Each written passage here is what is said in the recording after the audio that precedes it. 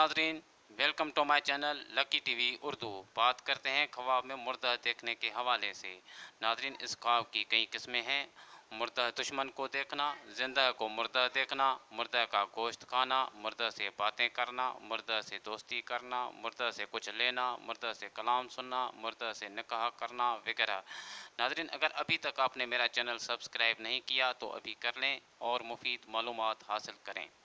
मुर्दा इमाम को देखना, ख्वाब में इमाम को मुर्दा देखना शहर के उजड़ जाने की अलामत है। मुर्दा दुश्मन को देखना, सब काम मुकम्मल होंगे, इज़्ज़त व दौलत पाएगा। जिंदा को मुर्दा देखना हयादार होगा और आफत ख़त्म होने की दलील है। अगर बीमार देखे तो सेहतमंद होगा।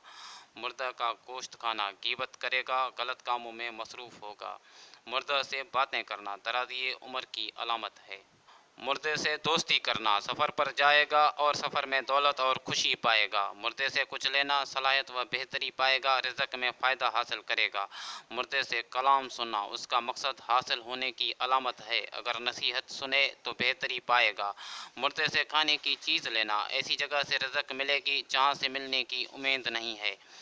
मुर्दे से निकाह करना, ख्वाब में किसी गैर शादीशुदा औरत का किसी मुर्दे से निकाह करना उसकी शादी की अलामत है और शादीशुदा के लिए तलाक की अलामत है। मुर्दे का कफन फाड़ना माल हराम पाने की अलामत है। मुर्दे को पुकारना, अगर मुर्दे का चेहरा न देखे तो जल्दी हलाक हो जाएगा। मुर्दे को खुशहाल देखना, ये निशानी है कि मुर्दा अपनी नेकियों की वजह से अच्छे हाल में है। मुर्दे को ज़िंदा करना, अगर देखे कि किसी मुर्दे को ज़िंदा किया है तो दलील है कि उसके हाथों कोई गैर मुस्लिम मुसलमान होगा।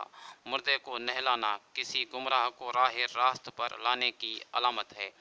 नादरीन, वीडियो पसंद आने की सूरत में लाइक करें और मेरे चैनल को सब्सक्राइब करें। अस्सलाम वालेकुम नादरीन।